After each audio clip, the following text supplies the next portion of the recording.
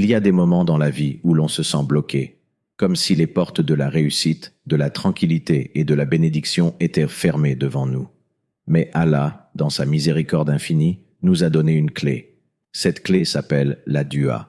Le prophète Muhammad, paix et bénédiction sur lui, a dit « L'invocation est l'arme du croyant », rapporté par Al-Hakim. Alors aujourd'hui, je vais te partager une invocation puissante, une dua qui peut changer ta semaine, t'ouvrir les portes de la baraka si tu l'invoques avec sincérité, conviction et confiance en Allah. Imagine un homme, l'un des compagnons du prophète Muhammad, paix et bénédiction sur lui. Cet homme n'était pas un étranger à la foi, il priait, il jeûnait, il suivait le messager dans ses enseignements. Pourtant, comme tout être humain, il avait ses épreuves. Il portait sur ses épaules un fardeau lourd, des dettes qui l'étouffaient, des responsabilités qu'il n'arrivait plus à assumer, et un cœur rempli d'inquiétude. Un soir, incapable de trouver le sommeil, il prit la décision de se tourner vers celui qu'Allah avait envoyé comme guide et miséricorde. Il alla voir le prophète, paix sur lui, et avec une voix tremblante, il exprima son désespoir, ses dettes, ses difficultés, son sentiment d'être accablé par la vie. C'était un cri silencieux du cœur, un aveu d'impuissance devant l'immensité de ses problèmes. Le prophète, paix sur lui, dans sa douceur et sa sagesse, ne lui donna pas de solution matérielle immédiate, ni de richesse à la main. Il lui offrit quelque chose de plus grand, de plus profond, une invocation, une simple dua, mais remplie de sens, un rappel que la clé de tout apaisement et de toute délivrance se trouve auprès d'Allah. Quelques jours plus tard, ce même compagnon revint. Mais cette fois, son visage n'était plus le même. L'inquiétude qui assombrissait ses traits avait disparu. À sa place, une lumière, une sérénité, une confiance nouvelle. Il raconta que, depuis qu'il avait commencé à invoquer Allah avec ses paroles, des portes qu'il croyait fermées s'étaient ouvertes devant lui. Des solutions étaient venues là où il n'y avait que murs, des opportunités s'étaient présentées là où il n'attendait rien. Et ce récit, transmis de génération en génération, nous interpelle directement. N'est-ce pas un signe pour toi et moi? Combien de fois, face à nos propres difficultés, avons-nous pensé que nos efforts seuls suffiraient? Combien de fois avons-nous porté nos soucis comme si nous étions les seuls à devoir les résoudre? Nous avons parfois tendance à sous-estimer la puissance de l'invocation, comme si nos mots n'avaient pas de poids, comme si Allah n'écoutait pas chaque soupir, chaque larme, chaque appel discret que nous faisons dans le silence de la nuit. Mais Allah nous le rappelle lui-même dans le Coran. « Invoquez-moi, je vous répondrai. » Sourate Ghafir 40-60. Ce verset est plus qu'une promesse, c'est une déclaration d'amour divin. Allah n'a pas dit « Invoquez-moi, peut-être que je vous écouterai », ni « Invoquez-moi, et si vous êtes digne, je vous répondrai. » Non. Il a affirmé avec clarté « Invoquez-moi, je vous répondrai. » Pensez-y un instant. Le Seigneur des cieux et de la terre, celui qui connaît les secrets les plus enfouis de ton cœur, celui qui détient les trésors de l'univers, t'invite à l'appeler directement, sans intermédiaire. Et il promet de répondre. Mais alors, pourquoi restons-nous parfois muets? Pourquoi préférons-nous nous enfermer dans nos inquiétudes au lieu d'ouvrir nos cœurs dans l'invocation? Est-ce parce que nous doutons, ou parce que nous oublions que chaque parole, même murmurée, monte jusqu'au trône du Tout-Puissant? Revenons à l'histoire de ce compagnon. Ce n'est pas seulement le récit d'un homme qui a trouvé une solution à ses dettes. C'est la démonstration vivante que lorsque tu places ta confiance en Allah, les choses changent. Parfois, ce ne sont pas les circonstances extérieures qui changent immédiatement, mais ton cœur. Et quand ton cœur s'apaise, tu vois les solutions là où il n'y avait que des problèmes. Tu retrouves des forces que tu croyais perdues, tu avances alors que tu pensais être bloqué. L'histoire de ce compagnon nous enseigne une vérité intemporelle. La dua n'est pas un simple souhait lancé dans le vide. C'est une conversation intime avec Allah, une arme contre l'angoisse, une lumière dans l'obscurité. Et lorsque cette invocation est faite avec sincérité, avec conviction, avec l'assurance que la réponse viendra, elle ouvre des portes insoupçonnées. Alors pose-toi cette question. Si cet homme, accablé par ses dettes et ses épreuves, a pu retrouver la sérénité et voir sa situation se transformer grâce à une invocation, qu'est-ce qui t'empêche, toi, aujourd'hui, de faire de la dua ton refuge, ton arme et ta lumière? La réflexion. Pose-toi cette question avec sincérité. Si Allah, le Seigneur des mondes, celui qui a créé les cieux sans piliers visibles, celui qui connaît ce que tes yeux trahissent et ce que ton cœur cache, si lui t'invite à l'appeler, Pourquoi rester silencieux? Pourquoi garder tes fardeaux à l'intérieur de toi alors que tu pourrais les déposer aux pieds de celui qui détient les clés de toutes choses? Nous passons nos journées à chercher des solutions dans ce monde. Nous appelons nos amis, nous consultons des experts, nous faisons des plans, parfois nous pleurons dans le secret de nos chambres. Mais combien de fois oublions-nous celui qui nous dit clairement « Et quand mes serviteurs t'interrogent sur moi, alors je suis tout proche, je réponds à l'appel de celui qui m'invoque quand il m'invoque. » Sourate Al-Baqarah 286. Arrête-toi un instant et médite sur ces paroles. Allah dit « Je suis tout proche ». Pas distant, pas difficile à atteindre, pas inatteignable, non, proche. Plus proche que ton souffle, plus proche que tes pensées, plus proche que quiconque dans ta vie. Et il dit ensuite, je réponds à l'appel de celui qui m'invoque. Cela veut dire que toi, avec tes défauts, tes péchés, tes faiblesses, tu fais partie de ceux dont Allah promet d'écouter et de répondre. Alors, qu'est-ce qui nous empêche d'invoquer? Est-ce la honte de nos erreurs? Est-ce la peur de ne pas être digne? Ou est-ce simplement l'oubli, l'illusion que nous pouvons porter seuls le poids de nos vies? Chaque dua que tu fais est comme une graine que tu poses dans la terre de ton cœur. Parfois, tu vois le fruit immédiatement. Une porte s'ouvre, une solution se présente, une lumière éclaire ta situation. Tu comprends alors qu'Allah a répondu rapidement à ton appel. Mais parfois, la graine reste sous terre un long moment. Tu ne vois rien. Tu pourrais penser qu'elle a disparu, qu'elle est inutile. Et pourtant, sous la surface, Allah travaille. La graine prend racine, elle se prépare à devenir plus forte, plus résistante, pour donner un fruit meilleur à un moment meilleur. N'as-tu jamais remarqué que certains de tes vœux ne se réalisent pas au moment où tu les espérais, mais que plus tard, en regardant en arrière, tu réalises que si Allah t'avait donné ce que tu demandais, ce n'aurait pas été pour ton bien? C'est là que tu comprends que la réponse retardée était en réalité une protection, un cadeau plus grand, un signe de l'amour d'Allah. La dua est un acte de confiance. C'est dire à Allah, « Ya Rab, je sais que je ne contrôle pas ma vie, je sais que mes forces sont limitées, mais toi, tu peux tout. » C'est un acte d'humilité, mais aussi un acte de courage.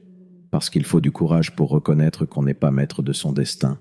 Demande-toi, quand as-tu vraiment ouvert ton cœur devant Allah, sans masque, sans phrases apprises, sans filtre? Quand as-tu pleuré devant lui, comme un enfant pleure devant son père, sûr d'être entendu, sûr d'être consolé? La vie nous enseigne parfois à être forts, à ne pas montrer nos faiblesses. Mais devant Allah, la plus grande force, c'est de reconnaître sa faiblesse. C'est dans cette sincérité que naît la véritable proximité. Regarde autour de toi. Chaque arbre, chaque étoile, chaque souffle est le signe que rien n'échappe à la volonté d'Allah. Si lui gère l'univers entier, comment pourrait-il ignorer ton appel? Si lui nourrit les oiseaux qui quittent leur nid le matin le ventre vide et reviennent rassasiés le soir, comment ne prendrait-il pas soin de toi, qui l'invoque et place ta confiance en lui? Alors réfléchis profondément. Qu'attends-tu pour déposer tes fardeaux devant lui? Qu'attends-tu pour dire « Ya Allah, je n'ai personne d'autre que toi ». Chaque fois que tu retardes une dua, tu te prives toi-même d'un instant de lumière, d'un instant d'apaisement. Même si la réponse n'arrive pas immédiatement, la simple invocation change ton cœur, elle allège ton âme. Elle te rappelle que tu n'es pas seul, que ton histoire n'est pas entre les mains du hasard, mais entre les mains d'Allah, le Tout-Puissant, le Tout-Proche. Et si tu faisais de cette habitude une part de ta vie, non pas une dua occasionnelle seulement dans les moments de crise, mais une conversation continue, jour et nuit, dans la joie comme dans l'épreuve. Car Allah aime qu'on l'invoque, il aime la voix de ses serviteurs qui l'appellent. Alors, à ce moment précis, demande-toi, quelle est la graine que tu veux planter aujourd'hui dans ton cœur par une dua sincère, la dua puissante? Au début de chaque semaine, l'être humain entre dans un nouveau chapitre de sa vie. Il avance avec ses projets, ses inquiétudes, ses responsabilités. Mais il ne sait jamais ce que cette semaine contient réellement. Des joies qu'il n'attendait pas ou des épreuves qu'il n'avait pas prévues. C'est pourquoi le croyant avisé ne commence pas sa semaine seul. Il ne s'appuie pas uniquement sur son intelligence, sur ses efforts ou sur ses ressources. Il commence par lever ses mains, par tourner son cœur vers Allah et par lui confier son chemin. Écoute bien cette invocation. Allahumma inni asaluka kaira adihi aluzbu, fatahu, wa nasrahu, wa nurahu, wa barakatahu, wa hudahu. Oh Allah, je t'implore le bien de cette semaine, son ouverture, sa victoire, sa lumière, sa bénédiction et sa guidée. Chaque mot de cette dua est une clé. Chaque mot porte un océan de sens. Kaira hadihi al-usbu, le bien de cette semaine. Lorsque tu demandes le bien de ta semaine, tu ne te limites pas à une seule chose. Tu demandes à Allah d'envelopper tes jours de ce qu'il sait être le meilleur pour toi. Parfois, le bien est une réussite visible, parfois c'est une protection invisible. Parfois c'est un sourire, parfois c'est une épreuve qui te rapproche d'Allah. Mais dans tous les cas, lorsque tu dis ces mots, tu ouvres la porte à un bien que seul Allah peut définir et accorder. Fatahu, son ouverture. Qui n'a pas senti, au cours de sa vie, que certaines portes restèrent fermées malgré tous les efforts? Une opportunité qui ne se présente pas, une solution qui échappe, un chemin qui semble bloqué. Lorsque tu demandes l'ouverture, tu demandes à Allah de déverrouiller ce que personne ne peut ouvrir. Allah dit dans le Coran, « Ce qu'Allah accorde comme miséricorde aux gens, nul ne peut la retenir. Et ce qu'il retient, nul autre ne peut l'accorder après lui. » Sourate Fatir 35.2. En récitant ce mot, tu affirmes que ta vie n'est pas dans les mains des circonstances, mais dans celles du maître des clés. Nasraou, sa victoire. La vie est une lutte. Chacun d'entre nous combat ses propres batailles, des difficultés financières, des conflits familiaux, des épreuves intérieures, ou même la lutte contre ses propres faiblesses et ses péchés. Quand tu demandes la victoire, tu demandes à Allah de t'accorder l'issue favorable dans ces combats. Mais tu demandes aussi la victoire de ton âme sur le désespoir, la victoire de ta foi sur le doute, la victoire de ta patience sur l'impatience. Allah promet, et mon secours n'est que de la part d'Allah, le Tout-Puissant, le Sage. Sourate Yusuf 12.67, Nouraou, sa lumière. Il y a des semaines où tout semble sombre, où les problèmes s'accumulent et où ton cœur ne voit plus de sortie. Quand tu demandes la lumière, tu implores Allah de t'éclairer dans tes choix, de t'apaiser dans tes ténèbres, de te guider là où ton regard est limité. Cette lumière n'est pas seulement extérieure, elle est intérieure. C'est la clarté du cœur, la sérénité de l'esprit, la guidance qui t'empêche de t'égarer. Allah dit, Allah est la lumière des cieux et de la terre. Sourate An-Nur 24-35. Celui qui met sa lumière dans ta semaine, aucun obstacle ne pourra l'éteindre. Barakatahu, sa bénédiction. La baraka est ce mystère divin qui fait que peu devient abondant, que simple devient puissant, que limité devient suffisant. Tu peux avoir beaucoup sans baraka et ne jamais être satisfait. Tu peux avoir peu, mais avec baraka, et vivre dans la sérénité et la gratitude. Lorsque tu demandes la bénédiction de ta semaine, tu demandes à Allah de mettre la croissance dans tes affaires, la paix dans ton foyer, la force dans ton temps et la satisfaction dans ton cœur. Allah dit, si les habitants des cités avaient cru et adopté la piété, nous leur aurions certainement accordé des bénédictions du ciel et de la terre. Sourate Al-A'raf 796, Oudaou, sa guidée. C'est peut-être le mot le plus précieux de cette invocation, car sans la guidée d'Allah, tout le reste perd son sens. Que vaut une ouverture si elle mène vers une voie interdite? Que vaut une victoire si elle gonfle l'orgueil de ton cœur? Que vaut la lumière si tu la détournes de ton Créateur? Que vaut la bénédiction si tu l'utilises loin de la piété? En demandant la guidée, tu demandes à Allah de t'accompagner à chaque pas, de te protéger contre toi-même et de te maintenir sur le droit chemin. Allah nous rappelle dans le Coran, « Et quiconque Allah guide, nul ne peut l'égarer. » Sourate Az-Zumar 39-37. Lorsque tu prononces cette dua au début de ta semaine, fais-le lentement, avec présence. Répète chaque mot comme si tu déposais une demande écrite dans les mains du Tout-Puissant. Sans que tu aies entendu, que tes paroles ne disparaissent pas, qu'elles montent jusqu'au trône d'Allah. Et crois avec certitude que ta semaine ne sera pas la même. Question inspirante. Et toi, arrête-toi un instant. Pose tout ce que tu fais, respire. Mets de côté ton téléphone, tes projets, tes préoccupations. Pose-toi une seule question. Et si tu commençais ta semaine autrement? Pas en ouvrant ton agenda rempli de tâches. Pas en consultant ton compte bancaire pour calculer ce qui est possible ou impossible. Pas en t'inquiétant déjà de ce qui peut mal tourner. Mais en déposant tout cela entre les mains d'Allah. Oui, réfléchis bien. Et si au lieu de compter uniquement sur tes efforts, sur ta logique, sur tes relations ou sur ton intelligence, tu plaçais ta confiance dans celui qui détient les clés de toutes choses? Allah dit dans le Coran, « Et quiconque place sa confiance en Allah, il lui suffit. » Sourate At-Talaq 65.3. Arrêtons-nous sur ces mots. Il lui suffit. Pas, peut-être, il lui suffira. Pas, il lui suffira si les conditions sont favorables. Non. Allah dit clairement, il lui suffit. Alors pourquoi vivons-nous souvent comme si nous étions seuls, comme si tout dépendait uniquement de nous? Regarde ta vie. Combien de fois as-tu planifié, calculé, tout prévu? Et malgré cela, les choses ne se sont pas passées comme tu l'avais pensé? Et à l'inverse, combien de fois quelque chose d'inattendu est arrivé sans que tu l'aies anticipé, mais qui s'est révélé être exactement ce dont tu avais besoin? C'est ça le signe. Tu crois que c'est toi qui tiens les rênes, mais en réalité, c'est Allah qui orchestre.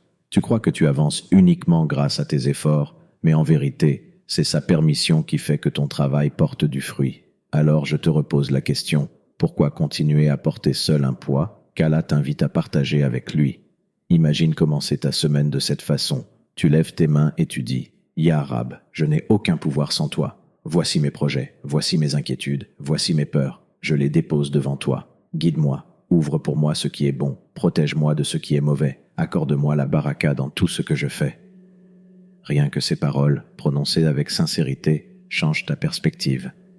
Elles rappellent à ton cœur que tu n'es pas abandonné dans ce monde, que tu as un Seigneur qui s'occupe de toi, qui t'aime, qui t'écoute et qui t'accompagne. Mais sois honnête avec toi-même. Combien de fois as-tu commencé ta semaine en oubliant Allah? Combien de fois as-tu cru que tout dépendait de tes propres forces, de ton organisation, de ton intelligence? Et combien de fois t'es-tu épuisé, stressé, angoissé, parce que les choses ne se déroulaient pas comme prévu? Ne vois-tu pas que c'est un rappel? Que tant que tu te confies uniquement à toi-même, tu vivras dans l'angoisse, mais le jour où tu places ta confiance en Allah, ton cœur trouvera la paix, même au milieu des épreuves. Ce n'est pas une invitation à rester passif. Non, l'islam nous appelle à travailler, à agir, à semer. Mais il nous rappelle aussi que les fruits, eux, viennent d'Allah, que le résultat n'est pas entre nos mains. Toi, tu fais les causes, mais lui, il décide du résultat. Alors, imagine ta semaine à venir. Imagine tes projets, tes études, ton travail, ta famille, tes objectifs personnels. Tu peux essayer de les contrôler seul, ou tu peux les déposer entre les mains du Tout-Puissant, celui qui dit à une chose « soit » et elle est. Lequel des deux chemins choisis-tu? Parce que si tu avances seul, chaque obstacle devient une montagne. Mais si tu avances avec tawakkul, cette confiance totale en Allah, chaque obstacle devient une étape, une leçon, une opportunité. Et si cette semaine tu faisais l'expérience du tawakkul, pas seulement en parole, mais en acte. En te réveillant le matin, rappelle-toi que ta journée ne t'appartient pas vraiment. Elle appartient à Allah. En préparant tes projets, garde dans ton cœur cette certitude. Si Allah veut, cela se réalisera. Et si Allah veut autre chose, alors ce sera pour mon bien.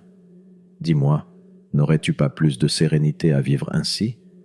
N'aimerais-tu pas commencer ta semaine avec un cœur apaisé, débarrassé de cette pression constante, parce que tu sais qu'Allah est avec toi? Alors je te demande encore une fois, et toi, si tu commençais ta semaine en déposant ton agenda, tes projets et tes inquiétudes entre les mains d'Allah? La dua n'est pas seulement des mots, c'est un acte d'adoration, un témoignage d'amour, d'humilité et de dépendance envers Allah. Chaque fois que tu lèves tes mains, tu n'es jamais seul, car celui qui a créé les cieux et la terre écoute ton appel. Alors fais cette dua, Inch'Allah, et regarde comment Allah ouvre pour toi les portes de la baraka. Car la bénédiction ne vient pas de ce que tu possèdes, mais de la lumière qu'Allah met dans ta vie.